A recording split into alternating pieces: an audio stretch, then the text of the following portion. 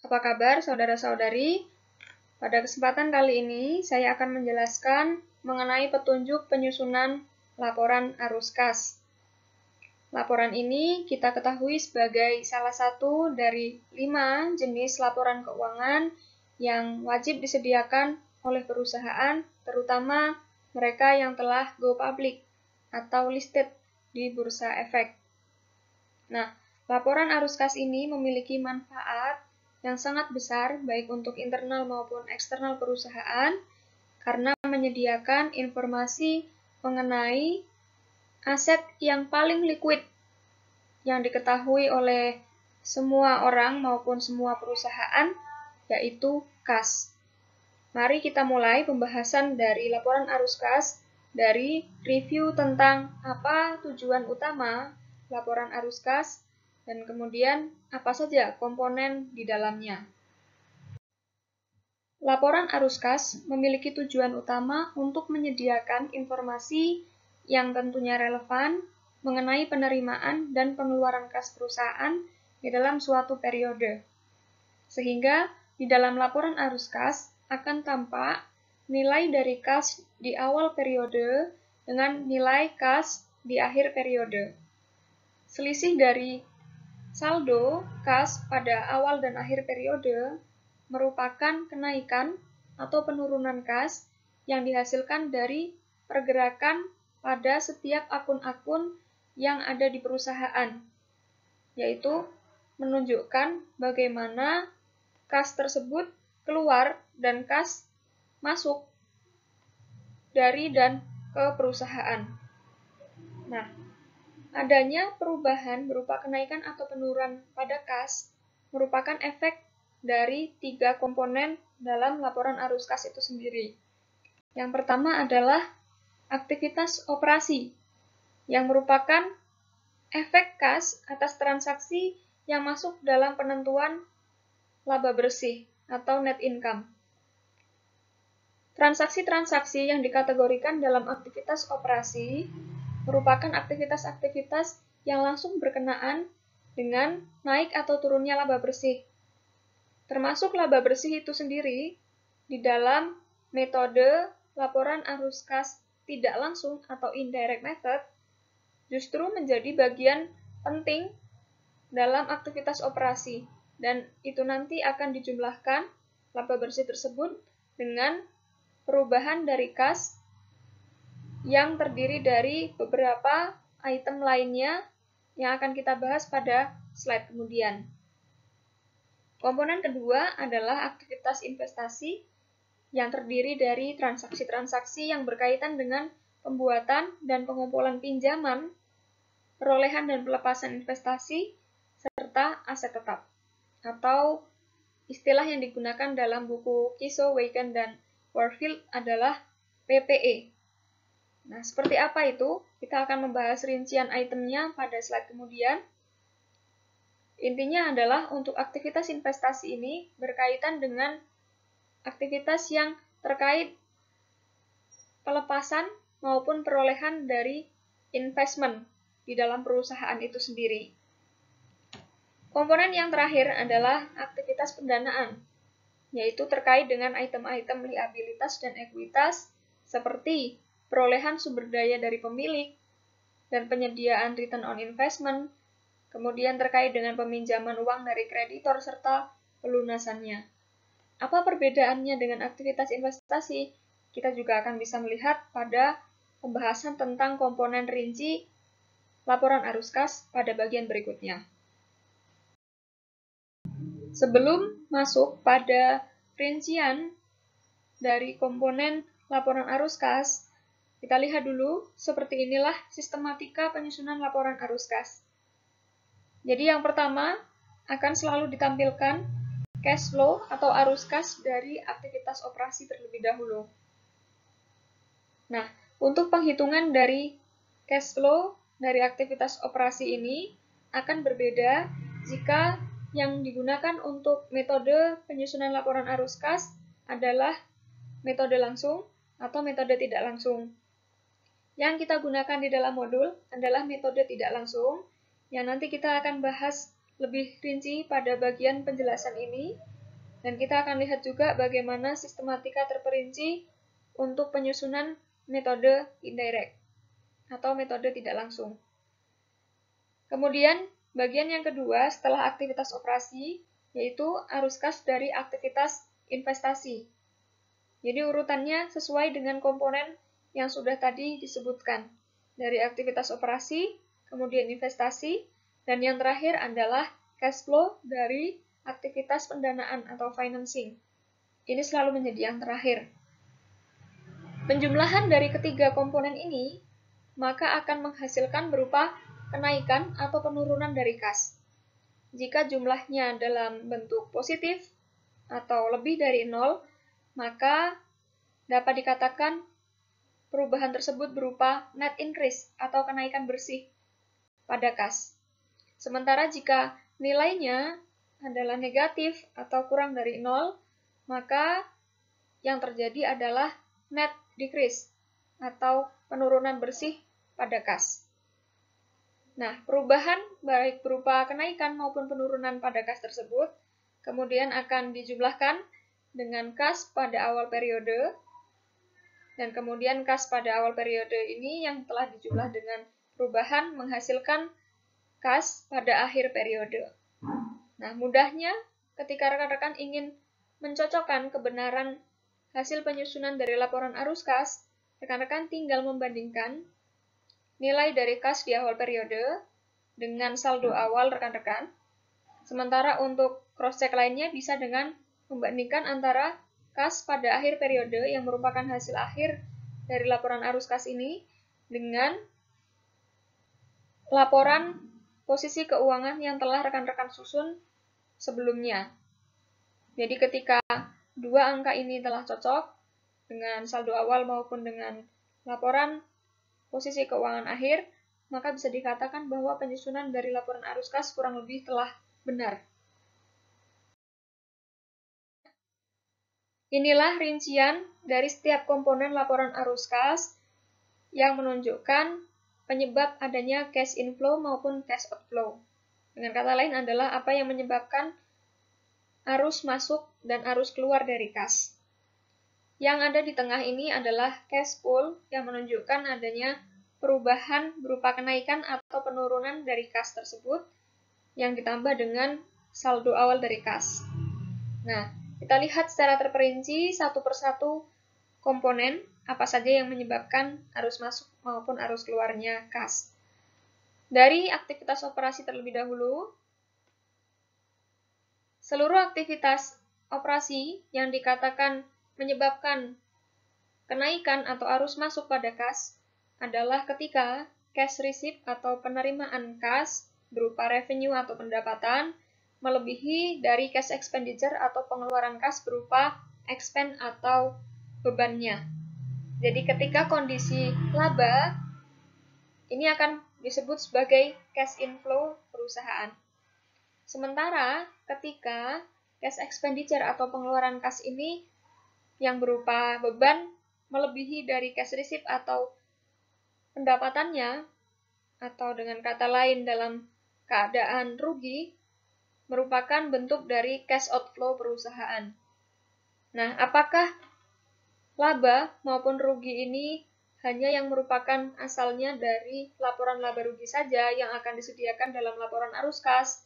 Jawabannya adalah tidak, karena ada beberapa rincian komponen lainnya yang akan menunjukkan kenaikan ataupun penurunan kas dari sisi aktivitas operasi. Kita akan melihat secara langsung dalam contoh sistematika terperinci dari laporan arus kas di bagian berikutnya.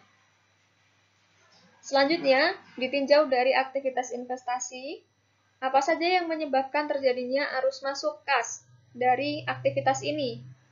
Yang pertama adalah penjualan PPE atau Property, Plant, dan Equipment. Mudahnya kita bisa sebut sebagai aset tetap. Nah, ketika terjadi penjualan aset tetap, maka aset tetap yang kita miliki akan kita lepaskan, sebagai gantinya kita akan memperoleh kas atas penjualan tersebut. Nah, karena kita memperoleh kas, maka kita sebutnya adalah transaksi yang menyebabkan cash inflow dari aktivitas penjualan PPE ini. Kedua adalah dari penjualan securities atau sekuritas atau surat berharga, baik yang dalam bentuk debt atau utang maupun ekuitas atau equity dari entitas lain. Jadi ini berkaitan dengan aktivitas investasi, yaitu ketika kita menanamkan modal pada entitas lain atau pada perusahaan lain. Ketika kita membeli suatu obligasi yang merupakan security debt, atau kita membeli saham kepada pihak lain yang merupakan security bentuk ekuitas, kemudian kita menjual kembali untuk pemilikan dari sekuritas tersebut, maka sebagai gantinya kita akan memperoleh kas. Nah, makanya ini akan menyebabkan pemasukan dari kas atau cash inflow. Berikutnya, yang merupakan bentuk dari aktivitas investasi yang menyebabkan cash inflow adalah collection of loans atau penerimaan dari utang dari pihak lain. Jadi kita memberikan piutang kepada pihak lain dan pihak lain tersebut melunasi kepada kita sehingga kita menerima kas. Nah, lawan dari cash inflow ini untuk aktivitas investasi juga ada aktivitas yang sifatnya mengeluarkan kas atau cash outflow, yaitu kebalikan dari aktivitas investasi tadi. Jika yang di inflow ya, kebalikan dari yang di inflow, untuk yang outflow ini ketika tadi di inflow ada penjualan PPE yang menyebabkan arus masuk kas, maka untuk outflow-nya adalah ketika kita membeli PPE. Jadi ketika kita ingin membeli suatu aset tetap, berupa apapun itu aset tetapnya, maka kita akan mengeluarkan kas untuk diganti kepemilikan kita dengan aset tetap yang baru tersebut. Berikutnya adalah purchase of debt and equity securities dari pihak lain. Jadi ketika kita menanamkan modal atau kita berinvestasi dengan cara membeli obligasi maupun saham dari pihak lain, maka dalam perolehan obligasi maupun saham tersebut kita akan mengeluarkan kas. Maka kas kita mengalami aktivitas outflow. Dan yang terakhir adalah loans to other entities atau kita memberikan pinjaman kepada pihak lain. Maka kas kita akan keluar dan kita akan menunggu kas tersebut dibayarkan oleh pihak lain agar menjadi inflow seperti yang tadi telah kita sebutkan di bagian inflow. Komponen ketiga adalah aktivitas pendanaan yang juga terdiri dari beberapa alasan yang menyebabkan arus masuk dan arus keluar dari kas. Ditinjau dari aktivitas arus masuknya, aktivitas pendanaan ini dapat berupa issuance dari equity securities. Apa yang dimaksud dengan issuance dari equity securities? Kalau tadi kita membahas dari aktivitas investing, yaitu ketika kita berinvestasi kepada pihak lain.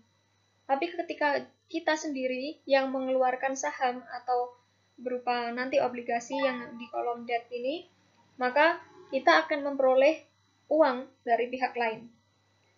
Sehingga ketika kita mengeluarkan saham maupun obligasi yang ada di debt ini, maka kita akan memperoleh kas masuk. Sementara ketika kebalikan dari aktivitas pengeluaran saham dan obligasi ini, yaitu ketika kita membayarkan dividen, kemudian kita redemption of debt ini adalah pelunasan dari obligasi, kemudian ada reacquisition of ordinary share atau kita mengakuisisi kembali atau membeli kembali saham biasa dari pihak lain yang sudah membeli kepada kita, maka bisa kita katakan terjadi outflow of cash atau arus kas keluar karena kita harus membayarkan kepada pihak lain. Semoga jelas untuk setiap rinciannya. Nah, langkah berikutnya adalah memahami tentang bagaimana cara untuk menyusun laporan arus kas. Apa saja yang perlu disiapkan untuk menyusun laporan arus kas, yaitu dimulai dari membandingkan antara laporan posisi keuangan yang lebih awal, misalnya di awal periode, dengan laporan posisi keuangan yang ada di akhir atau yang lebih akhir. yaitu pada akhir periode. Nah, pada contoh ini digunakan awal periodenya adalah 1 Januari, kemudian akhir periodenya adalah 31 Desember. Nah, pada setiap komponen dari laporan posisi keuangan, itu dihitung terjadi kenaikan atau penurunan pada setiap komponen tersebut. Kita lihat contohnya, yaitu tanah. Pada awal periode nilainya 0 atau belum memiliki tanah, tetapi pada akhir periode memiliki tanah sebesar 15.000. Nah, dari transaksi ini, transaksi kenaikan angka ini, kita bisa simpulkan bahwa terjadi pembelian tanah. Nah, berarti ditinjau dari kenaikan atau penurunan bagian tanahnya itu sendiri, maka kita simpulkan terjadi kenaikan sebesar $15.000. Nah, karena kita ingin menyusun laporan arus kas, maka kita meninjau dari efek kasnya. Jadi ketika terjadi kenaikan pada tanah, berarti kita membeli tanah ke pihak lain. Sehingga pada transaksi ini, kita simpulkan terjadi penurunan kas, karena kita memakainya untuk membeli tanah kepada pihak lain. Berikutnya, yaitu untuk accounts receivable atau piutang. Pada awal periode ada 0 atau tidak memiliki piutang sama sekali, tapi pada akhir periode ada senilai 41.000. Nah, ditinjau dari sisi account receivable-nya sendiri, dalam hal ini terjadi kenaikan. Namun bagaimana dari sisi kasnya atau efek terhadap kasnya?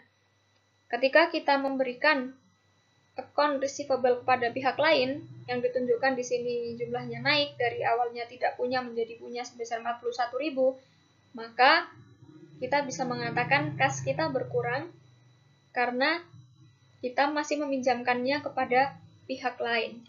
Sehingga di sini terjadi penurunan kas juga.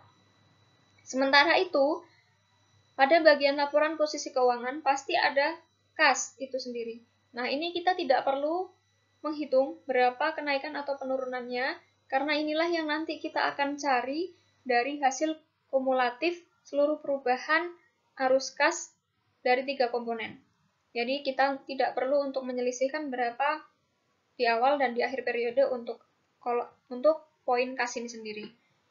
Sementara itu untuk share capital atau modal saham, kita lihat di awal periode ada 0, sementara di akhir periode ada 50.000. Maka ditinjau dari share capitalnya sendiri terjadi kenaikan. Nah, karena kita mengalami kenaikan pada share capital, maka dalam hal ini menunjukkan terjadinya issuance dari equity atau merupakan proses untuk pencarian modal dengan cara kita menjual saham. Nah, karena kita bertambah untuk jumlah issuance kita, maka dalam hal ini terjadi penambahan kas. Kita menjual kepada pihak lain akan memberikan kepada kita, atau terjadi cash inflow. Kemudian return earnings, kalau kita bicara terkait dengan return earnings, berarti ini terkait dengan ada atau tidaknya laba.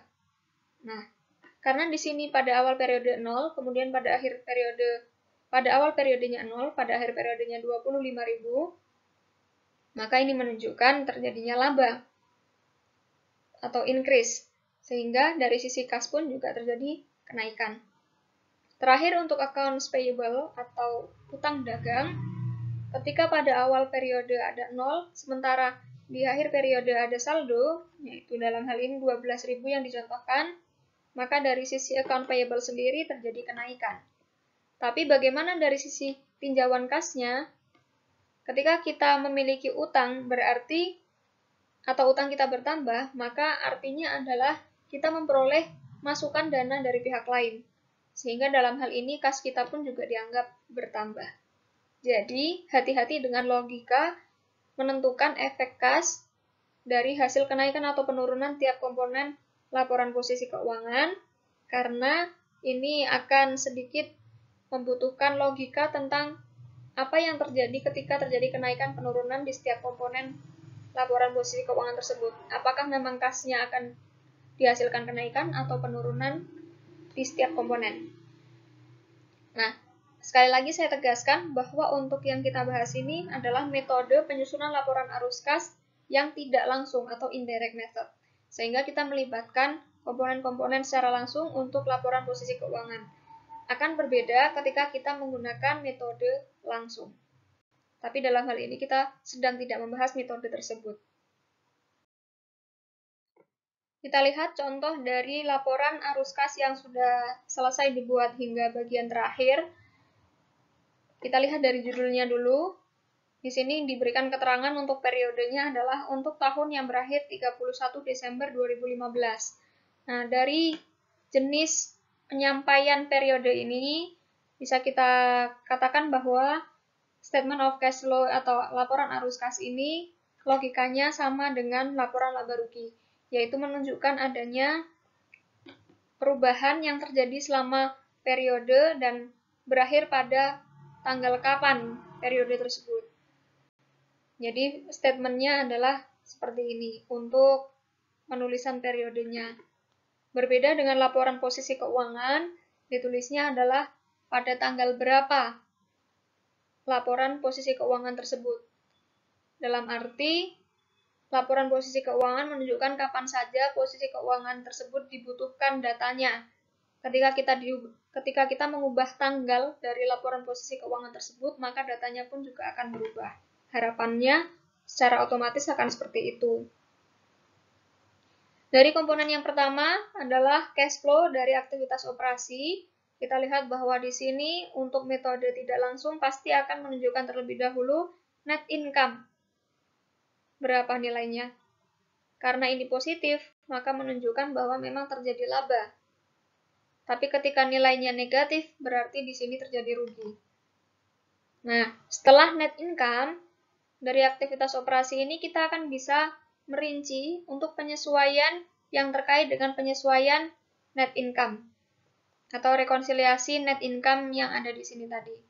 Apa saja sih komponen yang bisa dipakai untuk melakukan rekonsiliasi atas laba bersih?